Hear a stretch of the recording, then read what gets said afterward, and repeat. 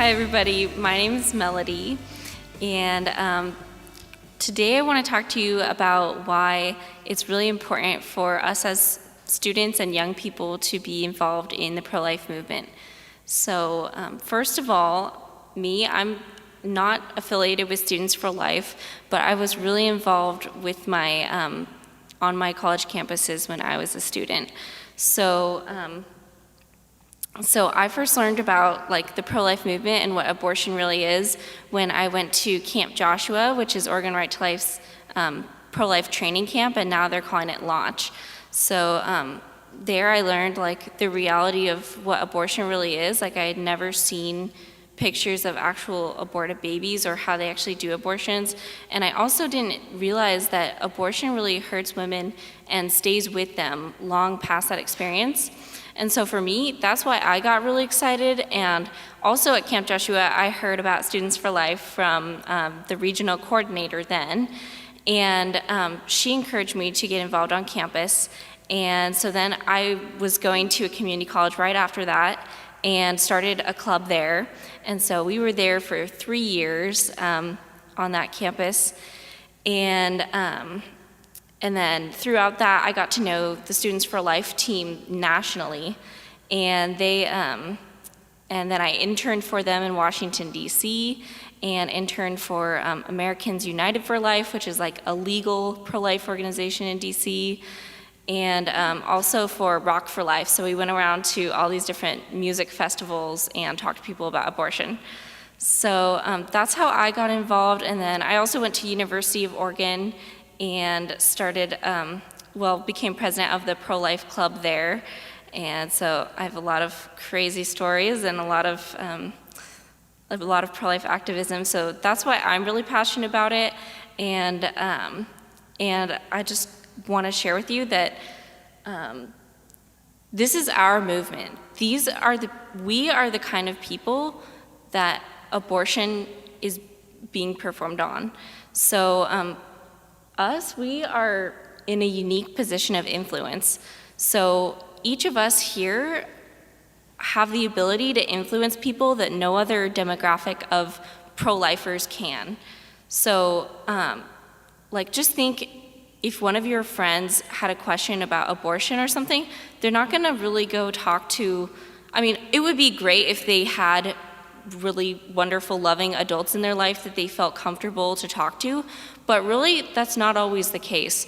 And so we are the people that our peers are going to turn to. They're gonna turn to us first because we're friends and also we're leaders, and we know how, even because you're here today, you know so much more than so many of your peers about abortion, and you're gonna have so many things, even if you don't feel very confident, you have so many things that you can share with your peers and be that influence in their life. And then lastly, this is the place where abortions are happening, is for people our age. And Planned Parenthood is targeting us. How many of you guys have seen the new movie Unplanned? Yeah, I haven't seen it actually either, but I read the book, so I think you guys will remember or maybe find out that Planned Parenthood targets or looks for their next generation of pro-abortion activists on college campuses and even has reach into high school campuses. So we are exactly the kind of people that Planned Parenthood is reaching out to. Abby Johnson, she got connected to Planned Parenthood by someone on her campus from Planned Parenthood that talked to her, that told her a story about how women need abortion and about how, women really can't be equal unless they have abortion. And that's how she got involved. But think instead if Abby Johnson had met a really dedicated pro-lifer who talked to her on her campus and told her a story about how things can be different for women and women don't need abortion. There's so many opportunities for us on our campuses to reach out. And also Planned Parenthood, you'll see that 80% of their clinics are within 5 miles of a school. And so I really do not believe that is a coincidence. Planned Parenthood cares about reaching us and telling us a narrative that abortion is needed. And we know better, but our peers may not. We're here, we're the only people that can reach them. And also as students, we are able to reach into places where a lot of adults can't. So as a student, you have a lot of rights on your campus that non-students don't have. So you have the ability to start an official club, and with that comes a lot of privileges on campus, and also, and if your campus is not giving you those privileges, then there's really great pro-life attorneys that can represent you.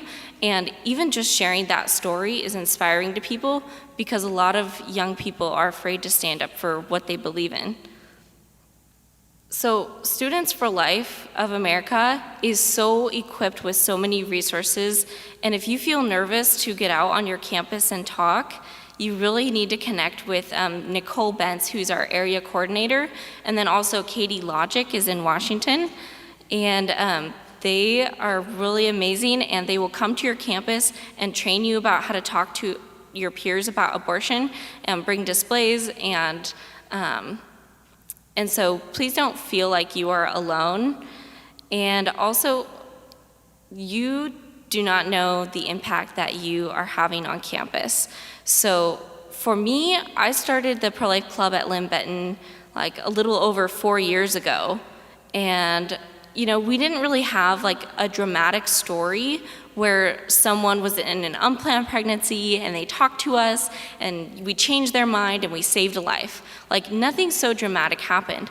But my younger sister is now working full-time at a pregnancy clinic, and she said that one of her clients who recently came in pregnant, she asked her how she learned about the clinic, and she said that she had heard about it from a Students for Life group back when she attended Lynn Benton years ago.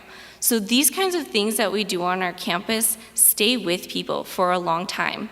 And I think the fact that it's coming from someone who is your peer, it has a lot more ground with people than if it was somebody else sharing it. So Students for Life groups can be a lot of different sizes and still have really incredible impacts. So the really big groups, they can do amazing things. They can get tons of money, they can go to huge conferences, and just have a lot bigger impact. But I think people forget that even one student, even if you cannot find a single other person who is willing to do pro-life activities with you on your campus, you can still make a huge difference on your campus. So now I want to share with you a video about one student and just what one student did on her campus, and she was able to reach out to someone in an unplanned pregnancy. Just one student being a friend, being there for that person and saying, we are here for you no matter what. We are going to be here no matter what you need. We can take you to doctor's appointments. We can do whatever you are needing. So Jessica, if you would mind showing that video.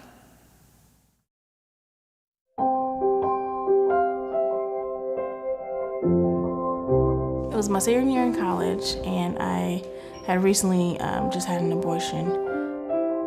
During that time, I was real depressed, and it was at that point when I walked by the Students for Life table on campus. I met Jessica on the first day of school. One of my club members had a wonderful tent that we set up over the table. I was walking to the table with a friend of mine. I remember very vividly passing them information about our club. It was a little slip of paper. It said, join Students for Life at Sac State, and it had our email address. I just felt the need to write an email to Megan. I just told her, I had an abortion a couple of months ago. I felt like I made a mistake, and I want to help other women not make that same mistake. I could tell from her email that she was hurting inside, and we actually initially contacted Students for Life to find out what to do. She introduced me to Rachel's Vineyard. I started coming to the Students for Life meeting. I also remember talking with her after each club meeting, just a long discussion to be, to help her grieve through that process. We studied together, hung out together. We became mutual friends with a lot of each other's friends. I remember after a while, I texted Megan. She basically wanted to cut off contact with me, which was very strange. And I knew something was wrong. I found out I was pregnant, and I felt bad because the first thing that popped into my head was to have an abortion. Here it is, I'm trying to help other women not make the same mistake, and I'm found in the same predicament as I was before. I was trying to get where she was, trying to get the address. I was hoping she wasn't at the abortion clinic. I just thought the worst thing, you know, And so, she's calling, but I'm not answering because I didn't want to deal with it at that time. Finally, she would tell me that she would meet with me after her work day. And the next day after work, she came over and we gave each other a long hug and we talked all day. And that was the beginning of all day talks for a while. We had many conversations where Jessica was wrestling with the decision to keep the baby. I didn't know whether I was going to have an abortion or not, and it was a battle for several months. She was in a very difficult situation. Even though she knew abortion was wrong and she didn't want to have another abortion, she felt like that was her only choice. It was really challenging because, I was in school. It was like my last year actually in college. I was working. We didn't always talk about the baby. We ate popcorn, watched movies. We laugh a lot, and I just always made sure I was there for her. I just remember Megan just always being there. She never went a day without contacting me. How are you feeling? It's gonna be okay. Just encouraging words. The most important thing to do and be for that person is a friend. I felt like I needed to be so close to her because there's so many voices that were telling her otherwise. The community she was around was not pro-life, and that was very, very hard to combat for me, being the only real pro-lifer standing by her.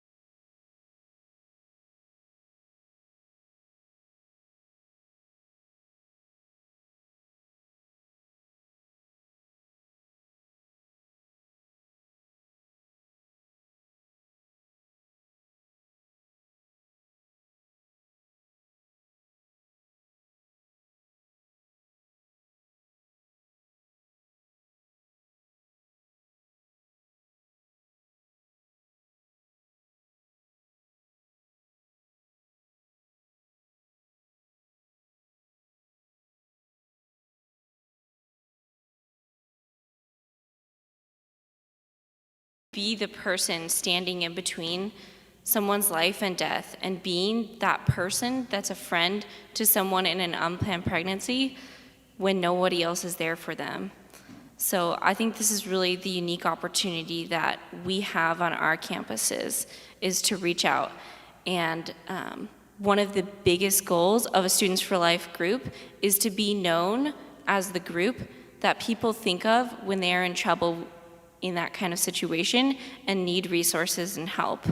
So there's a lot of things that you can do on your campus to change the perception of pro-lifers, because there is sometimes a negative perception about who pro-lifers are, and that, you know, we're above getting pregnant, or we look down on people in that situation. And if you are out there every week with your table that says, free pregnancy resources, we're here to help you, people will think of you when they are in that situation and come seeking out to you for help and friendship. We'll get there, yeah.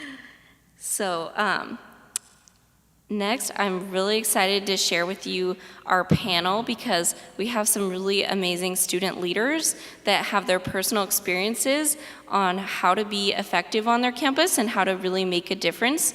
And so I'm really excited to introduce to you Marcos Sanchez, and he is the president of the Students for Life Club at Chemeketa Community College. And Heidi Susek is the advisor of Marist High School Students for Life. And Rebecca Lang also was president at Lynn Benton Students for Life.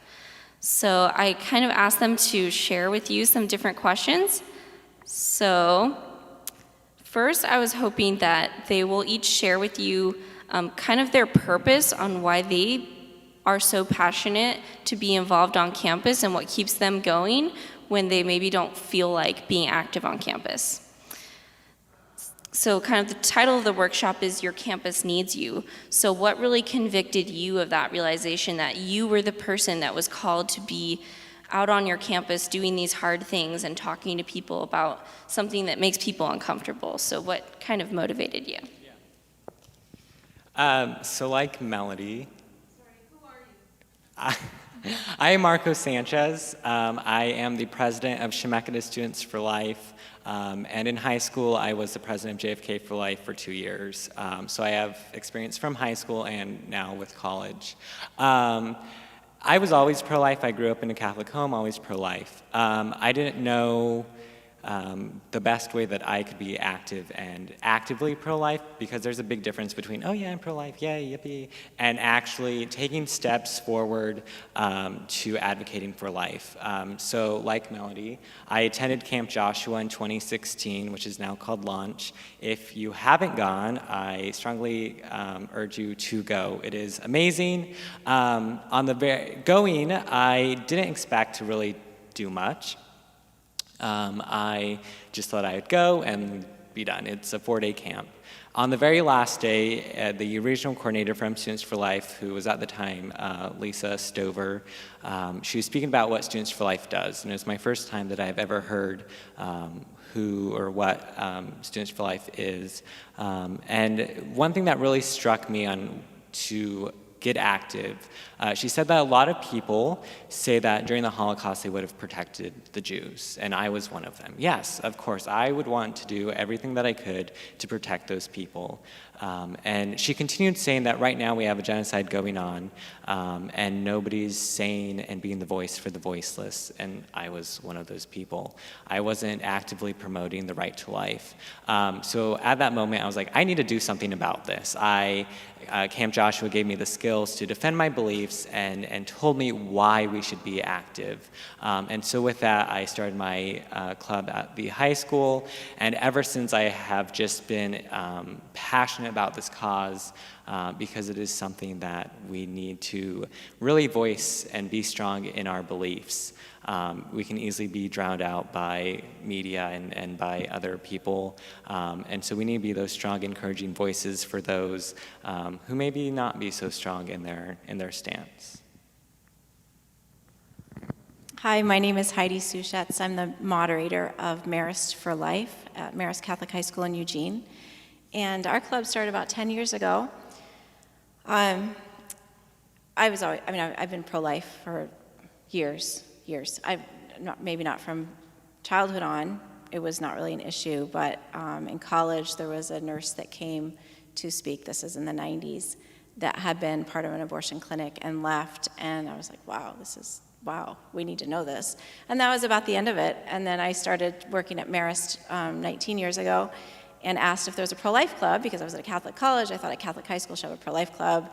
And I was told, we're Catholic, it's presumed we're pro-life. I was like, okay. And that was the end of it. And then after Obama was elected president the first time, I had a group of students come up to me and say, you know, a lot of Catholics voted for him. He is so pro-choice, we need to do something about our campus and the Catholic community and make a difference. And they knew I was pro-life because I was teaching a class on Catholic social teaching and obviously pro-life in that. And they just wanted to look for someone to kind of moderate and advise the club. And I said, sure, of course, I'd love to. We were about a year without any funding, but we had approval from the high school. Because it was a Catholic high school, they couldn't really say no at that point. We had also a Catholic or a pro-life principal, which was helpful because he totally got it. So they approved it, but we had no funding or anything. And after about a year, the advancement director, I think is the name, the person that like fundraises for the school and does auctions, said, how are you paying for everything? I said, well, we're not. We don't need money. We're fine. And he said, hey, there's foundation out there that can help you. And we established this really wonderful relationship with somebody in Eugene whose foundation gives grants for mostly pro-life, but different causes. And we've been funded for quite a few years now. We haven't had a grant in a couple of years, but we're still doing fine because they really like us, because we're basically, it's the young people of high schools making a difference. And one thing I feel strongly about is that we have certain events we do, including Oregon Right to Life Conference, or this year we didn't make it to Camp Joshua, but normally we do have at least 1 to 2, sometimes 3 students go to the Camp Joshua or launch camp. And I feel like if the students can get trained and really well educated and have the resources, they will make a difference with their peers. And so my job is basically just to assist with that. And then when they have ideas and they're like, hey, let's do this, go for it. That's my job, is to help them get trained and take advantage of the resources with Students for Life, Oregon Right to Life, 40 Days for Life. There's so many wonderful organizations out there that love to have students and love to teach students to make a difference. So that's what I do. So, your turn. So like Melody said, my name is Rebecca, and I was president at Lynn Benton Students for Life in our community college in our small town, just after Melody was. So I actually started at Lynn Benton when I was 16 years old. I was homeschooled before that. And so I was very young, and I thought to myself, oh, sure, I could be part of this because, you know, Melody was part of it. She had been my friend for a long time. But I thought, oh, I'm going to be so busy trying to keep up with all of this because I had never actually been in school before that. So I thought this is going to be kind of a burden for me, and I'll see what it's about, but I'm not sure I'm really going to be involved in it. And so what really changed, like, my heart for being passionate for it was the first term I was there, we all took a road trip up to Seattle for the Students for Life conference that they had. And just being there with other people who thought alike, who were my same age, who were really passionate about it, kind of made me curious. And at the end of the small conference where they had women who were post-abortive who spoke, they showed videos of post-abortive babies. My heart was just completely like broken. And in that moment, I just realized that there was nothing less that I could do than be involved on my campus and really get into seeing what we could do for these women who were in such a vulnerable state and a vulnerable position that they needed an advocate, and also for these babies. So that's what really made me passionate, was seeing the reality of abortion and knowing that there was people out there who really needed my help. So that's why I really got involved on campus. So that was really exciting to hear about why everybody is so passionate. But now I want to share how they actually put this into action on their campus.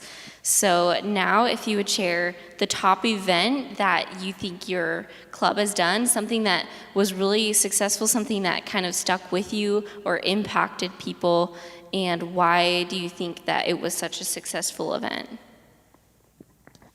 Before I answer that question, how many of you guys are already affiliated with a Students for Life group? Okay. How many of you guys are interested in getting affiliated? Okay. Okay. So in high school, we hosted a bake sale for a fundraiser, and half of those funds were going to go to a pregnancy resource center. And so we were able to raise $600, I believe.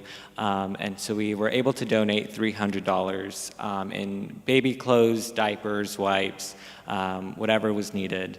And then with that extra money, we were able to actually take a field trip to the Pregnancy Resource Center to go see what they do, what resources they offer, stuff like that.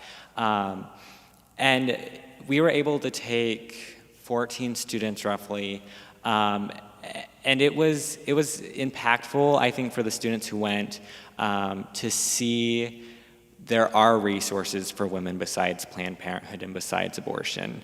There are real areas and real centers, real people willing to help these women in need instead of just offering the simple solution, which is abortion. And so it was a good event. The field trip itself was a good event to really not humanize, but really focus and see, like I said, that there are people and resources willing to help women in need. Oh my goodness. So I pulled up a Google Doc before coming in here of the events we do each month. We just kind of consistent. We start out with a back to school diaper drive every year, and hold on. And 40 Days for Life happens right away, where sometimes we have a speaker come in. It changes. Honestly, it changes every year. But we have our consistent things. 40 Days for Life. We go into our chapel and pray. I don't know. We do education is important, like getting the trainings and things and outreach and prayer is really important. We're a Catholic campus, and I know it's a spiritual battle. We need to pray. So all these things are important. For my time, for the 10 years of moderating the Pro-Life Club, I'd say one of the top things, we had Alveda King come, Martin Luther King Jr.'s niece, and wow, that was one of those like blow you away things. And my son, who should be here right now, but he's in some other session, is a junior, whatever. He was in 6th grade, and driving up, we left home at like 6:15 this morning, ridiculous early, but I'm glad it's in Tualatin, not northern Portland now. So he said to me, "When is Alveda King coming back?" And I'm like, this morning, I'm like, that was a huge thing, hello. He said, well, when that happened, I was in 6th grade, and you said in 2 to 3 years she'd be back when I'm in high school. And I was like, oh shoot, I've got one more year left. But it was huge. It was huge for everybody that was involved, and I still hear graduates come back and talk about that. It was a huge production to be teaching a full-time mom and have Alveda King come and try and coordinate that. Oregon Right to Life was huge in helping with that. Gail Atterbury was just like, I'll do whatever you need. And Students for Life, it was Rebecca Chu. At the time it was Rebecca Barnes. So she did, she drove down from Portland. She did everything. She picked her up or took her back to the airport. It was so huge, but it was beautiful. So we have occasionally like something really amazing happen. This last week, something beautiful happened is a Marist mom whose kids all went through Marist for Life, but they've all graduated. Some are working, some are in college. She contacted the school because she saw Unplanned last weekend, and she said that was so impactful. I want every Marist kid to be able to see that without having to pay. So she bought 50 gift cards, and the school, knowing I'm like the pro-life person, the adult, brought them all to me and said, here you go. And so I asked some students from the club to come in and help kind of organize them, make them cute, put the little thing on. So we made these little gift card things to go with them for students and handed those out throughout the week. So we ended up with 42 students receiving the gift cards to Unplanned this week to go see it this weekend, which is like, these things just come up when the campus knows and the principal knows that there's a pro-life club and a pro-life person. They know who to send phone calls to and emails and literature to, and then I get the students involved as much as they can. They're really busy. You guys are busy. All you students are busy, but to be able to have that resource, I think, is an amazing thing on every campus. So that's it. Yeah, so I didn't have to think very long about this question because this was actually one of my favorite events that we did. It was pretty awesome. We did it on a Valentine's Day, and we had our big table, and we had cupcakes all over the place, and we called it our, I think it was like the beginning of our diaper reserve on campus. So it's different from having a diaper drive because we're not just asking for donations that we then just give them and it kind of disappears. We decided that we wanted to make this a permanent resource on campus, which if anybody knows about being on like a more liberal campus, we're not a Christian campus, we're a community college, so people are like, whoa, that's crazy, that blows my mind that you guys are actually gonna do something about it. And we're like, well, we do try, we've done a lot of events like with all of the panels and things like that kind of spark outrage that kind of takes a little bit of time to get over, but when you tell people at every single event, hey, we're the people who put all the diapers in the reserve, that all you have to do is go and get your student ID and walk in and take it. That was really impactful on our campus, and it's still there today, as far as I know. So that was a really awesome thing. We held it on Valentine's Day, like our first thing that we did, and we took flyers literally everywhere. We handed them out in Safeway. We stapled them to, well, not stapled, we taped them to diaper packets in stores with and without permission. But I don't recommend doing that. I'm kind of the little more like rogue president that we've had, but yeah. We went to Dutch Bros and we said, hey, can we leave these here and ask them if they would hand them out, and they did it at like several different places. So we really advertising was one of the most important parts of holding that event that we did. And so then after that, to keep it going, we had that advertised at every single event that we did after that. And we'd hand out flyers periodically and put posters up everywhere like, this is Lynn Benton Students for Life, and this is what we're about. We're about helping women. We're about empowering women to make life-impacting choices. So that was a really good event we did, so yeah. And then I want to share my favorite event that we did, and we did this at University of Oregon. And so what we did is we hosted a panel of post-abortive women on our campus. And if you know anything about University of Oregon, it's extremely liberal, and there's a certain number of issues that people seem to really care a lot about. So the cool part about doing this panel was I knew that people really cared on my campus about women and their health, and women and claiming their rights. And so to have people, real women, share what actually happened with them and share how their abortions impacted them throughout the course of their life, it was really impactful. We had a really incredible turnout. What Rebecca said about advertising, connect that to what you know your campus cares about. Like, we called our event Women Speak, the abortion experience that no one talks about. So this was kind of like an event that our campus really, an issue that our campus already cared about, and it was really easy to use that to kind of connect them to something that maybe they've never been exposed to. They never heard someone openly express that they regret their abortion. So that was a really impactful event. We had tons of people, we had people crying afterwards, people who, at first seemed like kind of hostile to the event. We just had such a good response, and people really connected to hearing those personal stories and hearing how, we don't just care about the unborn, we care about how these women's lives are affected, and we care about their well-being as well. So the next question that I want to ask you is, all of you have been involved for a number of years now, and I know throughout the years you have different seasons and different things that happen on campus, but what's kind of some struggle you've gone through, or something that led you to a big realization, something that was wow, I wish I had really known this when I started my group? And so what's your top tip? Tip or top challenge? Top tip. Okay. I can't narrow it down to one. I'm sorry. I have multiple tips. The goal is to make sure that everyone on campus knows what your club does and who they are. So advertise, advertise, advertise. Social media, in hallways, even drop cards or something. And of course, if you're on a smaller campus or a bigger campus, that can vary on how you do that or how successful you are. But that's like the number one goal, is to make sure that everyone knows who you are. So make sure you advertise. Also, when starting a club or wanting to do some event, know your rights as a student and as a club.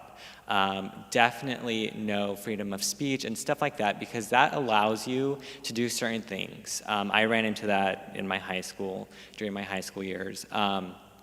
So definitely know what freedoms you do have, and make sure that you're always right. And lastly, more general tip, always say yes to new opportunities and new experiences. If I didn't say yes to starting a club, I would not be doing what I'm doing. I cannot imagine kind of where I would have been if I didn't say yes. So yes will lead you to crazy experiences and crazy opportunities, and so always just be open-minded and always say yes. It can be hard. I did not like getting out of my comfort zone. I was very shy. Now I'm speaking in front of people. So always say yes. It will make you grow and blossom into a beautiful butterfly. I think it's important when something comes up that you can do on your campus that's pro-life, once it's done, it can be repeated. And that's a huge thing, because you don't have to get permission and wonder, and if somebody questions it, but we do this every year. And so even like coming for I bring students always Oregon Right to Life field trip. It's not something I have to ask permission. I would do the paperwork, but I never wonder, are they going to approve it or not, and who's in charge? It's something we do every year. It's just simply, the precedent has been set. So once you can do an event, then it can be repeated. And that's kind of an important thing. You'd think, we're at a Catholic campus, but that's still an issue, because not everybody who's working at the campus, they should be pro-life, but not everybody is as convicted and likes everything we do, honestly. But once it's happened, it can continue to happen. My second tip is, this is just from my experience of being a moderator of a club, is we have a very kind of open membership. So there's no dues, because I feel like that hinders people, and you don't have to be as committed as everyone else that feels like they're really committed. So if somebody's super committed, great. If somebody comes to one event a year or participates by loading the diapers in the car, that's good enough for me. They're part of the Pro-Life Club. They join an online, I don't know what you call it. We call it Schoology. I know it's like a learner management system. We have a group on there. They can join on there for information and just what's going on, but we don't require that everybody's at everything, because everybody's already overly committed in school. And that we just come to what you can. We're glad you know what's going on, and that's good enough. And then some kids get more involved and some are less. So I'd say for me, my top tip comes from also a learning experience, like she asked. And I would have to say that one of the most important things for all of your club members to have is education. Education on abortion, knowing how to respond to questions that people are going to ask you on campus is going to be something that's very, very important. And it's not really just to be able to throw information in people's faces, but to really know what you're passionate about, why, and then to be able to defend that position on campus, especially on a liberal campus, is going to be of the utmost importance. And not just, having your president educated or your vice president educated, but truly all of your members. Anytime you can slip in, we're going to talk about this at this meeting, so we can all be educated on this, so we can all be on the same page with what we're talking about, knowing abortion procedures and being able to say more than just, it's a baby. It's a really, really important thing to have for a club as a whole. So, yeah. And always have food at events. Of course. That was top tip, totally. Okay, and then there's a lot of challenges that can come up running a club, and so we'd love to hear about what your top challenge you've faced with your club is, and how you overcame it. having a club is fun. It's fun, it's great. Are there challenges? Are there conflicts? Yes, of course. It's not popular to be pro-life. Not everyone's going to agree with you, and that's okay. When I was a senior in high school, I wanted to get more active on campus, and I wanted to advertise our club. And so with that, I decided to put up posters. It started out life-affirming posters. So Smile, Your Mom Chose Life, adoption is beautiful, stuff like that. And then I wanted to kind of start educating people, like Rebecca mentioned. Education is vital. And so I hung up a poster that said, every 97 seconds, Planned Parenthood commits one abortion. We don't need Planned Parenthood. I went to a fairly small high school. A teacher went to the principal and demanded that the poster be taken down. So the principal took it down, and he deemed it inflammatory. And so we had hours and hours long of conversation with him about how can this be? We have free speech, blah, blah, blah. So I got in contact with my regional coordinator through Students for Life of America, and they gave us legal assistance and lawyers, totally free. Students for Life is awesome. And so we were able to send a letter to tell the school to change their guidelines, because at the very beginning of the year, there were 0 guidelines about what we could hang up, what we could say. At the end of the year, you could only say this, they could only be so big, you can only say that, you can only do that. And so it was obvious that they were trying to censor and silence us, and teachers also started to get very unprofessional. Nobody at the school even knew that we were having this issue until it was shared at a staff meeting. And right after that staff meeting, a student came up to me asking me if I was suing the school. And then it became very personal. Teachers and students were calling me a racist, and it got ugly.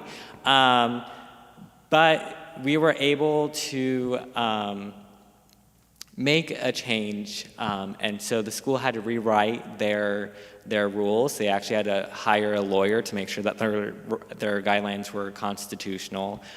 Sadly enough, I graduated, and so we couldn't test to see if they were going to be applied constitutionally. And so that was just to see, are they going to apply these rules to every club or only to the pro-life club? And so sadly, I couldn't see if they were actually going to be constitutional. And so that was probably my biggest challenge. But through this challenge, it caused conversation, and it had controversy attached to it. Controversy can be good. It starts conversations, and it gets people asking questions about why is this an issue, and what is this club, and why is it so big? And so always, if you ever have conflict or if you ever have controversy, make sure you use it to your advantage. Embrace that controversy and educate people. So that was my biggest, but it's always fun. It's always fun. I have 2 challenges. One was smaller, one was bigger. The smaller one seemed really big at the time is we've had such a variation of the numbers of the club. Sometimes we'll have regularly 30 kids coming to meetings and events, and sometimes we'll have 4.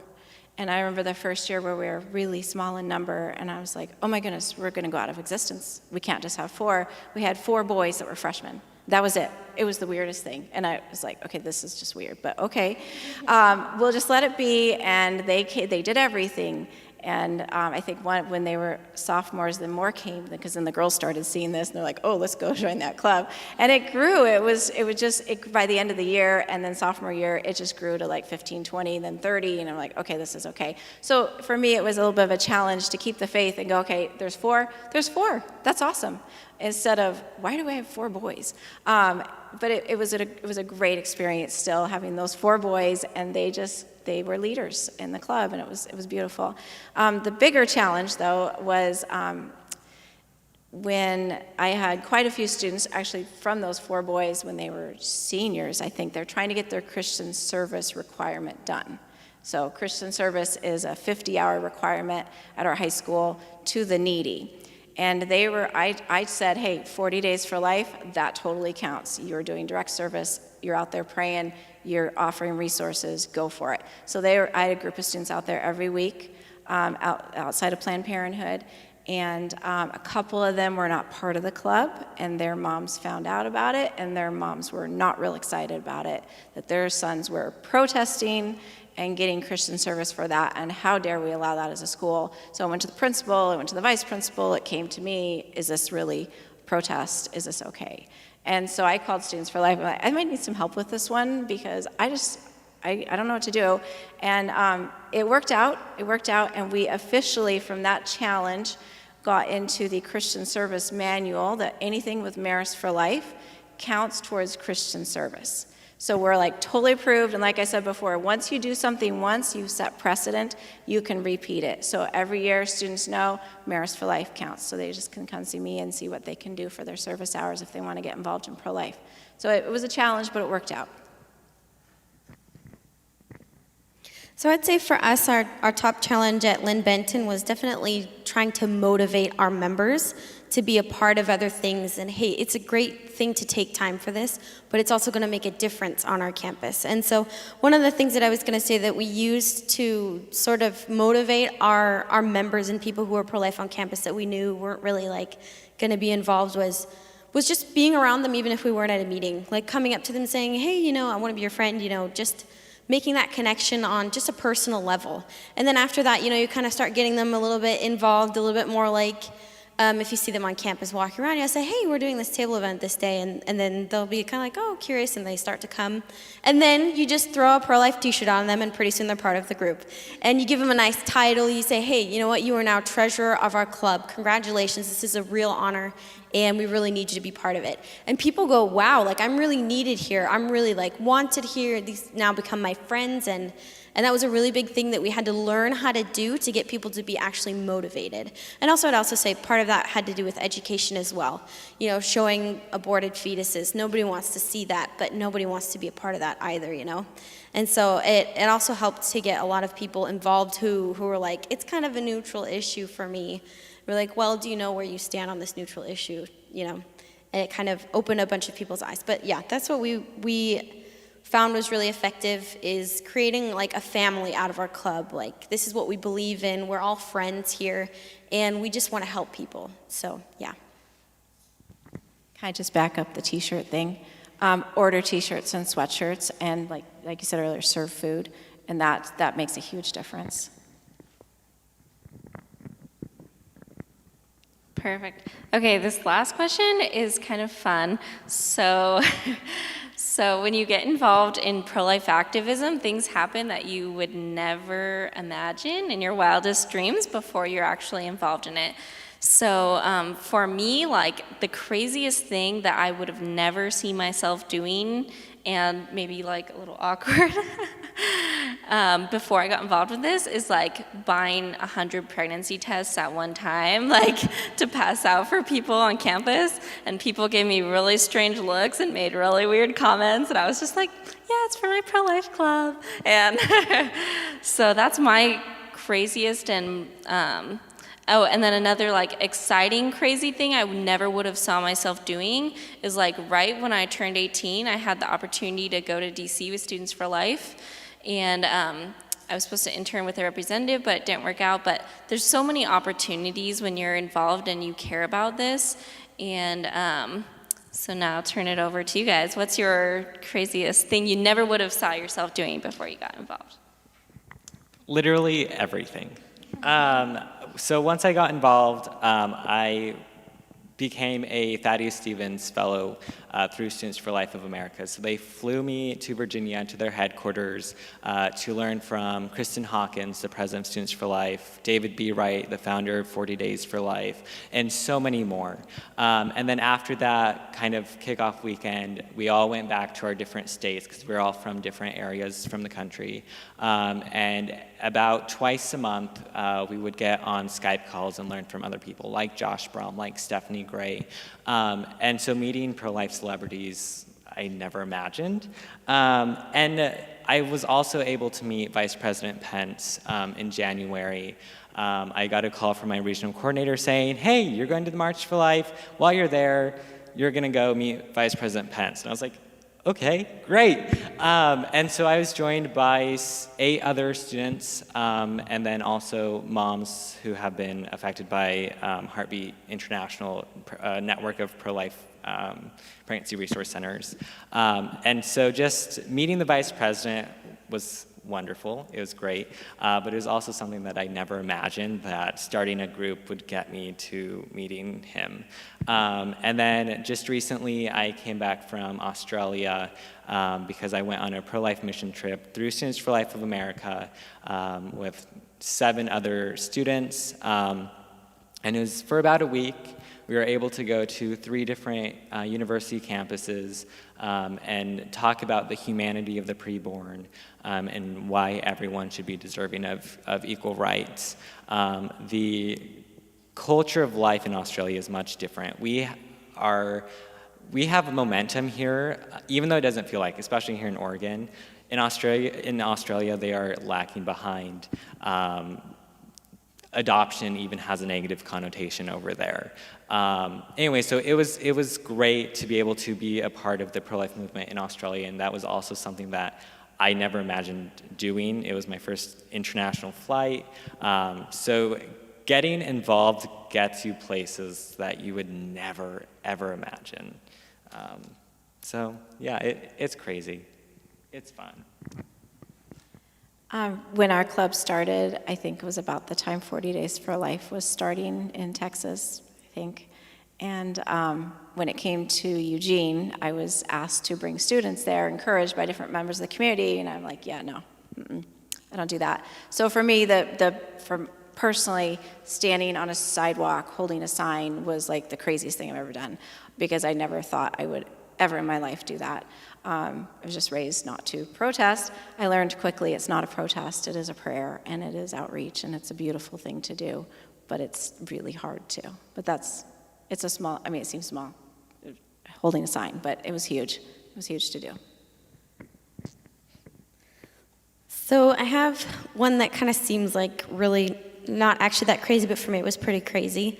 When I was president on campus, we really wanted to be involved with the 40 Days for Life prayer campaign, but our campus actually said you can't go and do things and represent Lynn Benton Students for Life unless you have this lady that goes with you who's actually never involved. I'm pretty sure she's not actually pro-life. She doesn't really like us being on campus, and so it was kind of like, oh yeah, you pretty much can't do it. So I got in the car after being at school all day, and then I had rushed home, eaten dinner, gone and helped out at our children's discipleship ministry at our church until 8 p.m. I got in the car and I drove to the Eugene Surges Center, and I prayed from 10 p.m. to 1 o'clock in the morning every Wednesday night. That was pretty crazy for me. I never thought I would do that. It's dark. I'm just out there holding the sign anyways. I don't know why we did that, but we did, in case there was people driving by. Sometimes, actually, we got into a really interesting conversation with some guy who was just walking along the street. We were kind of scared at first, but it turned out to be a good conversation. And I don't think he would have ever met a pro-life person if we were there in that moment, so that was pretty interesting. Another crazy thing that I never thought I would be doing was when we went to the very first San Francisco Walk for Life that we actually attended as a club, not as a club, as a club. We ended up counter-protesting these Planned Parenthood, very crazy people in San Francisco, which, if any of you know about San Francisco, it's not actually illegal to be on the street naked, completely naked. You can be wearing sandals, and that counts. And there was, several women who were completely, nude. And we were just standing there protesting, and, we're not, screaming or yelling at them. They're spitting at us. They actually had to bring police in and put, barricades around us. We were totally safe because, we had all these thousands of pro-life people there, too, but that was pretty crazy to be involved in that and be a part of it, just representing the peaceful side of the pro-life movement in a counter-protest sort of way. So that was pretty crazy. Yeah.